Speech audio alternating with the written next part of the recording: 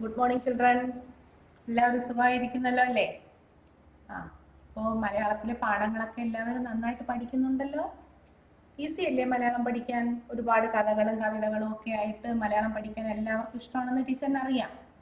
അപ്പോൾ ടീച്ചർ ക്ലാസ്സിലൊക്കെ ചോദിച്ചപ്പോൾ, ഇൻട്രാക്ഷൻ ക്ലാസ്സിലൊക്കെ ചോദിച്ചപ്പോഴേ എല്ലാവരും നല്ല മണിയായിട്ട് വായിക്കുകയും ഉത്തരം പറയുകയും ഒക്കെ ചെയ്യുന്നുണ്ട്. അപ്പോൾ മലയാളം നന്നായിട്ട് എല്ലാവരും പഠിക്കുന്നു എന്ന് ടീച്ചർ വിചാരിക്കുന്നു. അപ്പോൾ ഇന്ന് നമ്മൾ പുതിയ ഒരു പാഠമാണ് പഠിക്കാൻ പോകുന്നത്. നമ്മുടെ 3ാം ക്ലാസ്സിലെ മലയാളത്തിലെ 10ാമത്തെ പാഠം. മഴവില്ലാണോ നിന്നമ്മ. മഴവില്ലാണോ നിന്നമ്മ എന്ന് പറയുന്ന ഒരു കുഞ്ഞു കവിതയാണ് നമ്മൾ പഠിക്കാൻ പോകുന്നത്. നമ്മുടെ ജി ശങ്കരക്കുറുപ്പ് എഴുതിയ ഒരു ചെറിയ ഒരു കവിത. നിങ്ങൾക്ക് എല്ലാവർക്കും പെട്ടെന്ന് ഈസി ആയിട്ട് പഠിച്ചെടുക്കാൻ പറ്റുന്ന ഒരു കവിതയാണ്. അപ്പോൾ നമുക്ക് എല്ലാവർക്കും ഇഷ്ടമാണല്ലേ? മഴവില്ലിനെ ഇഷ്ടമാണ്, പൂക്കളെ ഇഷ്ടമാണ്, പൂമ്പാറ്റകളെ ഇഷ്ടമാണ്, നന്നായിട്ട് ഒരുപാട് പൂത്ത് നിൽക്കുന്ന ചെടികളെ ഇഷ്ടമാണ്, പ്രകൃതിയിലെ മനോഹരമായ എല്ലാ വസ്തുക്കളെയും നമുക്ക് ഇഷ്ടമാണ്. അപ്പൊ ഇതൊക്കെ തന്നെയാണ് നമ്മുടെ ഈ പ്രകൃതിയെ, പ്രപഞ്ചത്തെ എന്താക്കി മാറ്റുന്നത്? മനോഹരമാക്കി മാറ്റുന്നത്, സുന്ദരമാക്കി മാറ്റുന്നത് അല്ലെ? പക്ഷികളും ശലഭങ്ങളും വണ്ടുകളും പൂത്തു നിൽക്കുന്ന ചെടികളും കുന്നുകളും പുഴകളും നക്ഷത്രങ്ങളും നീലാകാശവും ഒക്കെ, ഇതൊക്കെ തന്നെയാണ് നമ്മുടെ ഈ ഭൂമിയെ മനോഹരമാക്കി തീർക്കുന്നത്. അപ്പൊ നമുക്ക് എല്ലാവർക്കും പൂക്കളെ ഇഷ്ടമാണ്, പൂമ്പാറ്റകളെ ഇഷ്ടമാണ്, മഴവില്ലിനെ ഇഷ്ടമാണ്, പിന്നെ ചിത്രശലഭങ്ങളെ ഇഷ്ടമാണ്, പിന്നെന്തുവാണ്? നക്ഷത്രങ്ങൾ നിറഞ്ഞിരിക്കുന്ന ആകാശത്തെ ഇഷ്ടമാണ്. എല്ലാം സുന്ദരമായ എല്ലാ വസ്തുക്കളെയും നമുക്ക് ഇഷ്ടമാണ് അല്ലെ? അതാണ് ഒരു സന്തോഷം എന്ന് പറയുന്നത്. അപ്പോ ഇവിടെയും എന്താണ്? ഒരു കുട്ടി ചോദിക്കുകയാണ്, മഴവില്ലാണോ നിന്നമ്മ. ആരോട് ചോദിക്കുന്നു? പൂമ്പാറ്റയോട് ചോദിക്കുന്നു, ചിത്രശലഭത്തോട് ചോദിക്കുന്നു. അങ്ങനെയുള്ളൊരു കുഞ്ഞു കവിതയാണ് കേട്ടോ, ഒരു ചെറിയ ഒരു കവിത. പെട്ടെന്ന് തന്നെ നിങ്ങൾക്ക് പഠിച്ചെടുക്കാൻ പറ്റുന്ന ഒരു കുഞ്ഞു കവിതയാണ് നമ്മൾ ഇന്ന് പഠിക്കാൻ പോകുന്ന പുതിയ പാഠം. പാഠത്തിന്റെ പേര് മഴവില്ലാണോ നിന്നമ്മ എന്നാണ്. നിന്റെ അമ്മ, നിന്നമ്മ, നിന്റെ അമ്മ മഴവില്ലാണോ? നിങ്ങൾ ചോദിക്കുകയാണ്, നിന്റെ അമ്മ മഴവില്ലാണോ? അതിന് കാരണമുണ്ട് അങ്ങനെ ചോദിക്കാൻ. അതെന്താണെന്ന് ടീച്ചർ പഠിപ്പിക്കുമ്പോൾ പറഞ്ഞു തരാം. അപ്പൊ നമുക്ക് തുടങ്ങാം. നോക്കിയുള്ളൂ, പാഠം 10 മഴവില്ലാണോ നിന്നമ്മ. അപ്പൊ ഈ കവിത എഴുതിയത് മലയാളത്തിലെ മഹാനായ കവി ജി ശങ്കരക്കുറുപ്പ്. നോക്കിയുള്ളൂ, ജി ശങ്കരക്കുറുപ്പ് മലയാളത്തിലെ മഹാനായ ഒരു കവിയായിരുന്നു, മഹാകവി ജി ശങ്കരക്കുറുപ്പ്. ജി എന്നും അദ്ദേഹത്തെ അറിയപ്പെടുന്നത്. അദ്ദേഹത്തിന്റെ പിക്ചറാണ് ഇത് കാണുന്നത്. അദ്ദേഹത്തെ കുറിച്ച് ഡീറ്റെയിൽസ് ആയിട്ടൊക്കെ നിങ്ങൾക്ക് വലിയ ക്ലാസ്സുകളിലേക്ക് വരുമ്പോൾ പഠിക്കാം കേട്ടോ. അദ്ദേഹത്തിന്റെ ജീവചരിത്രം നമുക്കൊന്ന് നോക്കാം. ടീച്ചർ ഒന്ന് വായിച്ചു തരാം, നിങ്ങൾ കേട്ടിരിക്കുക. കവി, അധ്യാപകൻ എന്നീ നിലകളിൽ പ്രശസ്തനായ മഹാകവി ജി ശങ്കരക്കുറുപ്പ് 1901 ജൂൺ 3 എറണാകുളം ജില്ലയിലെ കാലടിക്കടുത്തുള്ള നായത്തോട് എന്ന സ്ഥലത്ത് ജനിച്ചു. നോക്കിയുള്ളൂ, കവി, അധ്യാപകൻ എന്നീ നിലകളിൽ പ്രശസ്തനായ. പ്രശസ്തനായ എന്ന് പറഞ്ഞാൽ എന്താ?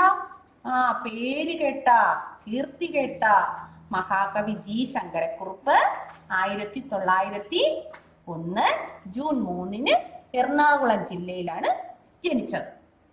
അച്ഛൻ ശങ്കര വാര്യർ, അച്ഛന്റെ പേര് ശങ്കര വാര്യർ, അമ്മ ലക്ഷ്മിക്കുട്ടി അമ്മ. അപ്പൊ അച്ഛന്റെ പേര് ശങ്കര വാര്യർ, അമ്മ ലക്ഷ്മിക്കുട്ടി അമ്മ. പിന്നെ കേരള സാഹിത്യ അക്കാദമി പ്രസിഡന്റ്, കേന്ദ്ര സാഹിത്യ അക്കാദമി അംഗം, രാജ്യസഭാംഗം എന്നീ നിലകളിൽ സേവനം അനുഷ്ഠിച്ചു. അദ്ദേഹം സമൂഹത്തിലെ ഒരുപാട് മേഖലകളിൽ നല്ല സംഭാവനകൾ നൽകിയ കവിയാണ് കേട്ടോ. അദ്ദേഹം സാഹിത്യ അക്കാദമിയുടെ പ്രസിഡന്റ് ആയിരുന്നു, കേന്ദ്ര സാഹിത്യ അക്കാദമിയിൽ ഒരു മെമ്പറായിരുന്നു, രാജ്യസഭയിലെ ഒരു മെമ്പറായിരുന്നു. ഇങ്ങനെ പല നിലകളിൽ അദ്ദേഹം സേവനം അനുഷ്ഠിച്ചു. 1965 അദ്ദേഹത്തിന് ജ്ഞാനപീഠ പുരസ്കാരം. കേട്ടോ, മലയാളത്തിലെ ഏറ്റവും വലിയ ഉന്നത പദവിയാണ് ജ്ഞാനപീഠ പുരസ്കാരം. ഇത് അദ്ദേഹത്തിന് ലഭിച്ചു. എന്നാണ് 1965. 1978 ഫെബ്രുവരി 2 അദ്ദേഹം അന്തരിച്ചു. അന്തരിച്ചു എന്ന് പറഞ്ഞാൽ എന്താ? മരിച്ചു. ഓക്കെ, ഇത് നിങ്ങൾ അറിഞ്ഞിരിക്കാൻ വേണ്ടി ടീച്ചർ പറയുന്നതാണ്. പരീക്ഷയ്ക്കൊന്നും ചോദിക്കത്തില്ല കേട്ടോ. എന്നാലും നിങ്ങൾ അറിയണ്ടേ, നമ്മളിപ്പോ ഒരു കവിത പഠിക്കുന്നു, അപ്പൊ ആ കവിത എഴുതിയത് ആരാണെന്ന് അറിയണം. ആ കവിയെ കുറിച്ച് ഇച്ചിരി എന്തെങ്കിലുമൊക്കെ നമുക്ക് അറിയണ്ടേ. നോക്കിയോളൂ, ജീവചരിത്ര ജി ശങ്കരക്കുറുപ്പ്. കവി, അധ്യാപകൻ എന്നീ നിലകളിൽ പ്രശസ്തനായ മഹാകവി ജി ശങ്കരക്കുറുപ്പ് 1901 ജൂൺ 3 എറണാകുളം ജില്ലയിലെ കാലടിക്കടുത്തുള്ള നായത്തോട് എന്ന സ്ഥലത്ത് ജനിച്ചു. അച്ഛൻ ശങ്കരവാര്യർ, അമ്മ ലക്ഷ്മിക്കുട്ടിയമ്മ. കേരള സാഹിത്യ അക്കാദമി പ്രസിഡന്റ്, കേന്ദ്ര സാഹിത്യ അക്കാദമി അംഗം, രാജ്യസഭാംഗം എന്നീ നിലകളിൽ സേവനം അനുഷ്ഠിച്ചു. 1965 അദ്ദേഹത്തിന് ജ്ഞാനപീഠ പുരസ്കാരം ലഭിച്ചു. 1978 ഫെബ്രുവരി 2 അദ്ദേഹം അന്തരിച്ചു. ഓക്കെ,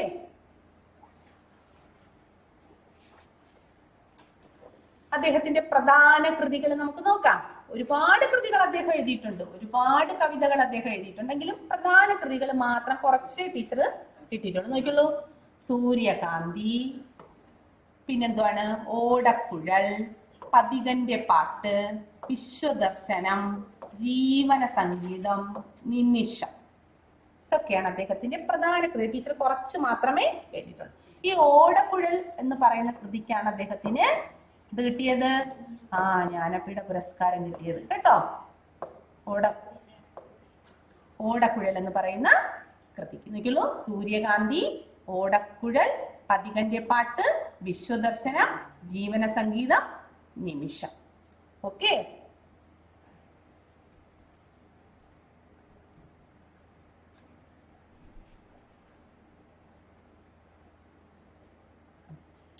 ഇനി നമുക്ക് കവിതയൊന്ന് ചൊല്ലി നോക്കാം കേട്ടോ. ഒരു കുഞ്ഞു കവിതയാ. ടീച്ചർ ഇന്ന് കുറച്ച് ഭാഗം മാത്രമേ പഠിപ്പിക്കുന്നുള്ളൂ കേട്ടോ. ഒരു ചെറിയ കവിതയാണ്.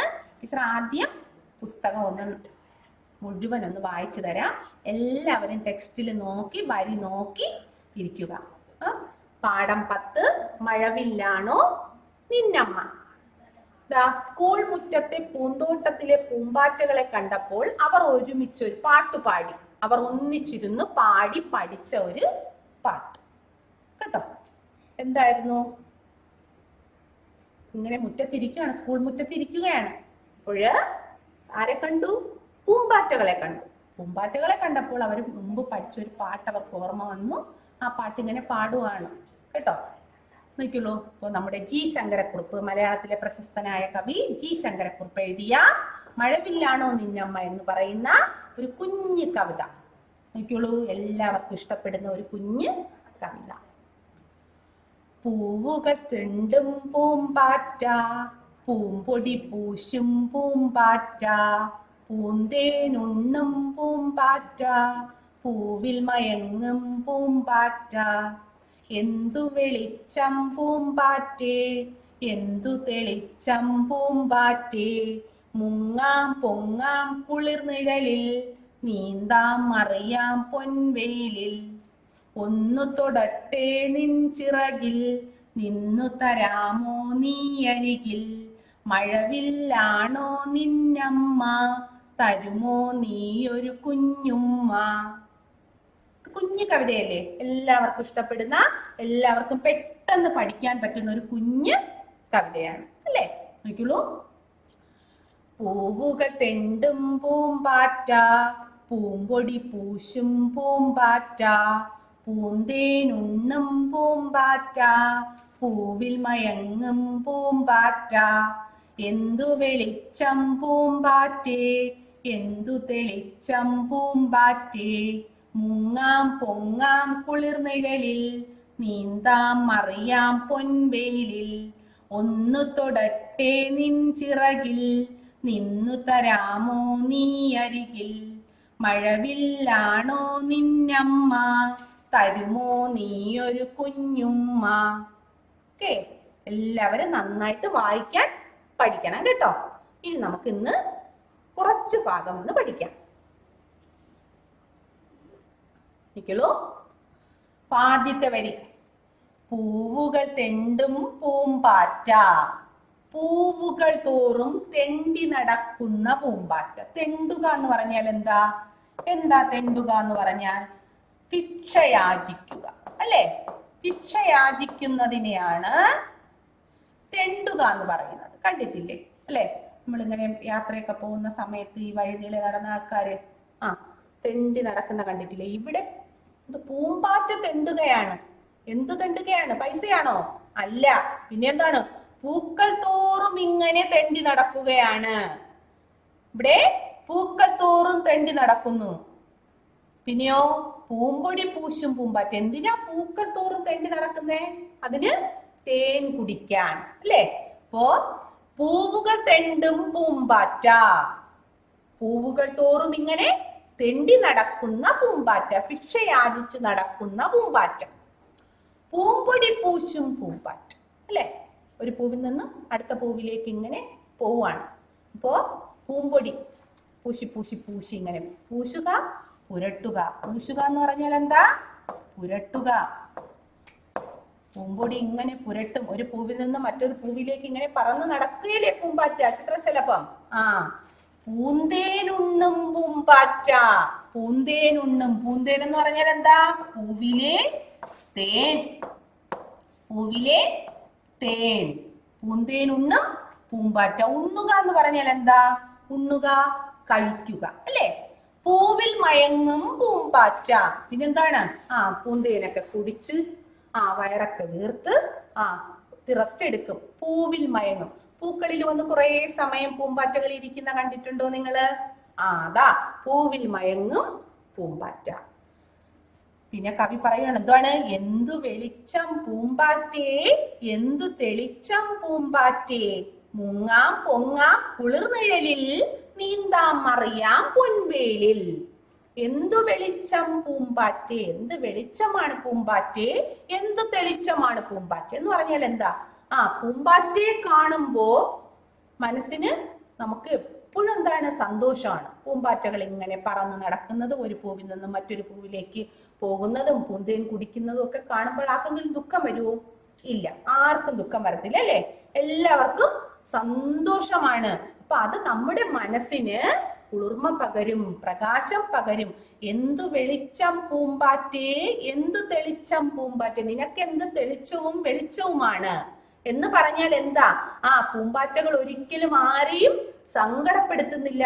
അത് എല്ലാവരുടെയും മനസ്സിലും പ്രകാശം പരത്തിക്കൊണ്ട് ഇങ്ങനെ പറന്ന് നടക്കുന്നു അല്ലേ? അതുകൊണ്ടാണ് ചോദിക്കുന്നത് എന്ത് വെളിച്ചം പൂമ്പാറ്റേ, എന്തു തെളിച്ചം പൂമ്പാറ്റേ, മുങ്ങാം പൊങ്ങാം കുളിർനിഴലിൽ, നീന്താം മറിയാം പൊൻവേലിൽ. മുങ്ങുകയും പൊങ്ങുകയും ചെയ്യാം. എവിടെ? കുളിർനിഴലിൽ. നീന്തുകയും മറിയുകയും ചെയ്യാം. നീന്തി മറിഞ്ഞു എന്ന് നമ്മൾ പറയത്തില്ലേ? പൊൻവേലിൽ എന്ന് പറഞ്ഞാൽ എന്താ? ഇവിടെ മുങ്ങാം പൊങ്ങാം കുളിർനിഴലിൽ, നീന്താം മറിയാം പൊൻവേലിൽ. എന്താണ്? എല്ലാ സ്ഥലങ്ങളിലും പൊൻവേൽ, പൊൻനിറമുള്ള വെയിൽ, സ്വർണത്തിന്റെ നിറമുള്ള വെയിൽ, അതാണ് പൊൻവെയിൽ എന്ന് പറഞ്ഞാൽ എന്താ? സ്വർണ്ണ നിറമുള്ള വെയിൽ, പൊന്നിന്റെ നിറമുള്ള വെയിലില് ഇതിങ്ങനെ നീന്തി മറിയുകയാണെന്ന് പറഞ്ഞാൽ എന്താ? വെയിലത്തും പിന്നെന്തുവാണ് നിഴലിലും ഒക്കെ പൂമ്പാറ്റ ഇങ്ങനെ പാറി പറന്ന് നടക്കുകയാണ്. ഓരോ ചെടികളിൽ വന്നിരിക്കും. പിന്നെന്താണ്? വൃക്ഷത്തണലുകളിലായിരുന്നാലും വെയിലിലായിരുന്നാലും പൂമ്പാറ്റകൾ എന്ത് ചെയ്യുന്നു? ഇങ്ങനെ പാറി പറന്ന് നടക്കും അല്ലെ? അതിന് എപ്പോഴും സന്തോഷമാണ്. മറ്റുള്ളവരെ മനസ്സിനെ സന്തോഷിപ്പിക്കുന്നതാണ് ആര്? നമ്മുടെ പൂമ്പാറ്റ എന്ന് പറയുന്നത്. അപ്പൊ അതുകൊണ്ടാണ് പറയുന്നത് എന്ത് വെളിച്ചം പൂമ്പാറ്റേ, എന്തു തെളിച്ചം പൂമ്പാറ്റേ, മുങ്ങാം പൊങ്ങാം കുളിർനിഴലിൽ. കുളിർനിഴലിൽ മുങ്ങുകയും പൊങ്ങുകയും. ഇതാണ് ചിത്രശലഭം. താഴേക്ക് പോകുന്നു, പിന്നെ പറന്ന് മുകളിലേക്ക് പോകുന്നു അല്ലെ? പിന്നെ അടുത്ത വശങ്ങളിലേക്ക് പോകുന്നു, അടുത്ത ഒരു പൂവിൽ വന്നിരിക്കുന്നു, വീണ്ടും നീന്തി മറിഞ്ഞ് എന്ത് ചെയ്തു? അടുത്ത പൂവിലേക്ക് പോകുന്നു, തേൻ കുടിക്കുന്നു, പിന്നെ വീണ്ടും പറന്നു വന്നൊരു പൂവിലിരിക്കുന്നു. ഇങ്ങനെയൊക്കെയല്ലേ ചെയ്യുന്നത് പൂമ്പാറ്റ, ശ്രദ്ധിച്ചിട്ടില്ലേ നിങ്ങള്? അതുകൊണ്ടാണ് പറയുന്നത് മുങ്ങാം പൊങ്ങാം കുളിർനിഴലിൽ. എന്താണ്? നീന്താം മറിയാം പൊൻവെയിലിൽ. നീന്തി മറിയാം പൊൻവെയിലിൽ. മുങ്ങുകയും പൊങ്ങുകയും ചെയ്യാം നിഴലിൽ. കുളിർ നിഴൽ, നല്ല തണുപ്പുള്ള നിഴലിൽ, അല്ലെ? നോക്കിയുള്ളൂ. അപ്പൊ ഒന്നുകൂടി നോക്കാം. പൂവുകൾ തെണ്ടും പൂമ്പാറ്റ, പൂമ്പൊടി പൂശും പൂമ്പാറ്റ, പൂന്തേനുണ്ണും പൂമ്പാറ്റ, പൂവിൽ മയങ്ങും പൂമ്പാറ്റ. പൂവുകൾ തോറും തെണ്ടി നടക്കും. തെണ്ടുക, ഭിക്ഷയാചിക്കുക. പൂമ്പൊടി പൂശും പൂമ്പാറ്റ, അല്ലെ? എന്താണ്? തേൻ കുടിച്ചിട്ട് ഒരു പൂവിൽ നിന്ന് മറ്റൊരു പൂവിലേക്ക് അത് പോകും. അത് പൂശുക, പുരട്ടുക. പിന്നെയോ പൂന്തേനുണ്ണും, പൂക്കളിൽ നിന്നും അത് പൂന്തേനുണ്ണും. പൂവിലെ തേനുണ്ണും, തേൻ കഴിക്കും. എന്നിട്ടോ പൂവിൽ മയങ്ങും. പൂവിൽ തന്നെ ചിലപ്പോ അത് റെസ്റ്റ് എടുക്കും. അതാണ് പൂവിൽ മയങ്ങും പൂമ്പാറ്റ. എന്നിട്ട് പറയണം, എന്ത് വെളിച്ചം, എന്ത് തെളിച്ചം, അല്ലേ? നിന്നെ കാണുന്നത് തന്നെ മനസ്സിന് വളരെ സന്തോഷമാണ്. എന്ത് തെളിച്ചമാണ് നിനക്ക്, എന്ത് വെളിച്ചമാണ് നിനക്ക്, എന്ത് പ്രകാശമാണ്. മുങ്ങാം പൊങ്ങാം കുളിർ നിഴലിൽ, അല്ലെ? നിഴലിൽ നീ എന്ത് ചെയ്യുന്നു? മുങ്ങുകയും പൊങ്ങുകയും ചെയ്യുന്നു. താഴത്തേക്കും മുകളിലേക്കും വശങ്ങളിലേക്കും ഒക്കെ പൂമ്പാറ്റ ഇങ്ങനെ എന്ത് ചെയ്യുകയാണ്? പറന്ന് നടക്കുകയാണ്. നീന്തി മറിയുകയാണ് പൊൻവെയിലിൽ. പൊൻനിറമുള്ള വെയിലിൽ അതെങ്ങനെ നീന്തി മറിയുകയാണ്. സിമ്പിൾ അല്ലേ ഈ കവിത? ഒരു പ്രയാസവും ഇല്ല, അല്ലേ? നോക്കുള്ളൂ. ഒന്നുകൂടി ടീച്ചർ പാടിത്തരാം. പൂവുകൾ തെണ്ടും പൂമ്പാറ്റ, പൂമ്പൊടി പൂശും പൂമ്പാറ്റ, പൂന്തേനുണ്ണും പൂമ്പാറ്റ, പൂവിൽ മയങ്ങും പൂമ്പാറ്റ. ഇപ്പൊ തന്നെ എല്ലാവരും 4 വരി കാണാതെ പഠിച്ചല്ലോ. ഇപ്പൊ തന്നെ ടീച്ചറിനോട് ഒന്ന് പാടിക്കേ. പൂവുകൾ തെണ്ടും പൂമ്പാറ്റ, പൂമ്പൊടി പൂശും പൂമ്പാറ്റ, പൂന്തേനുണ്ണും പൂമ്പാറ്റ, പൂവിൽ മയങ്ങും പൂമ്പാറ്റ. എല്ലാരും പഠിച്ചില്ലേ? ഇനി നമുക്ക് അടുത്ത 4 വരി ഒന്ന് നോക്കാം. നോക്കിയോളൂ. എന്ത് വെളിച്ചം പൂമ്പാറ്റേ, എന്തു തെളിച്ചം പൂമ്പാറ്റേ, മുങ്ങാം പൊങ്ങാം കുളിർ നിഴലിൽ, നീന്താം മറിയാം പൊൻവെയിലിൽ. ഒന്നുകൂടി. എന്തു വെളിച്ചം പൂമ്പാറ്റേ, എന്തു തെളിച്ചം പൂമ്പാറ്റേ, മുങ്ങാം പൊങ്ങാം കുളിർ നിഴലിൽ, നീന്താം മറിയാം പൊൻവെയിലിൽ. ഓക്കെ, എല്ലാവരും വായിക്കാൻ പഠിച്ചില്ലേ? അപ്പൊ എന്താണ് ഈ 4 വരിയുടെ അർത്ഥം? ആദ്യത്തെ 4 വരിയുടെ പൂവുകൾ തോറും ഭിക്ഷയാചിച്ചു നടക്കുക എന്ന് പറഞ്ഞാൽ എന്താണ്? അതിന് ആഹാരം അന്വേഷിച്ച് ഇങ്ങനെ നടക്കുകയാണല്ലേ? തേനിന് വേണ്ടി ഇങ്ങനെ നടക്കുകയാണ് ഒരു പൂവിൽ നിന്ന് മറ്റൊരു പൂവിലേക്ക്. പൂവുകൾ തെണ്ടി നടക്കുന്നു പൂമ്പാറ്റ, പൂക്കളിച്ചെന്നിരുന്നത് പൂമ്പൊടി പൂശുന്നു. പൂവിന്റെ പൊടിയാണ് പൂമ്പൊടി. പൂമ്പൊടി പൂശുന്നു. പിന്നെ എന്തിന്നു? പൂന്തേൻ ഉണ്ണുന്നു, പൂവിൽ മയങ്ങുന്നു. ഇത്രയാണ് പൂമ്പാറ്റ ചെയ്യുന്നത്. പൂവുകൾ തോറും തെണ്ടി നടക്കുന്നു, പൂമ്പൊടി പൂശുന്നു, പൂന്തേൻ ഉണ്ണുന്നു, പൂവിൽ മയങ്ങുന്നു. പിന്നെ അതിനെ കാണുമ്പോഴുള്ള ഒരു സന്തോഷമാണ് കേട്ടോ. എന്ത് വെളിച്ചമാണ്, എന്ത് തെളിച്ചമാണ് നിനക്ക്. മുങ്ങാം പൊങ്ങാം കുളിർ നിഴലിൽ. നിഴലിൽ നീ മുങ്ങുകയും പൊങ്ങുകയും ഒക്കെ ചെയ്യുന്നു. സ്വർണം പോലെയുള്ള പൊൻവെയിലിൽ നീ നീന്തുകയും മറിയുകയും ഒക്കെ ചെയ്യുന്നു. നോക്കിയോളൂ. അപ്പോ ഇതുവരെയുള്ളത് നിങ്ങൾക്ക് മനസ്സിലായെന്ന് വിചാരിക്കുന്നു. അപ്പൊ നമ്മൾ ഇതുവരെ പഠിച്ച ഭാഗത്തിലെ അർത്ഥം നമുക്ക് നോക്കാം. തെണ്ടുക. തെണ്ടുക, ഭിക്ഷയാചിക്കുക. പൂശുക എന്ന് പറഞ്ഞാൽ എന്താ? പുരട്ടുക. തെണ്ടുക, ഭിക്ഷയാചിക്കുക, പൂശുക, പുരട്ടുക. നെക്സ്റ്റ് പര്യായം. പൂവ്. സുമം, കുസുമം. പൂവ്, സുമം, കുസുമം. തേൻ. മധു, മരന്തം. മധു, മരന്തം.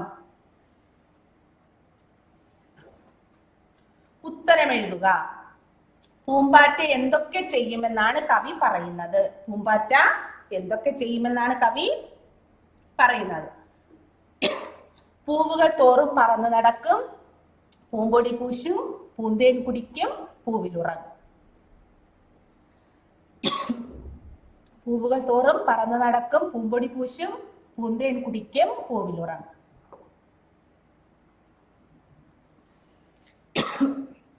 ഓക്കെ, അപ്പൊ എല്ലാവർക്കും പാഠം നന്നായി മനസ്സിലായെന്ന് വിചാരിക്കുന്നു.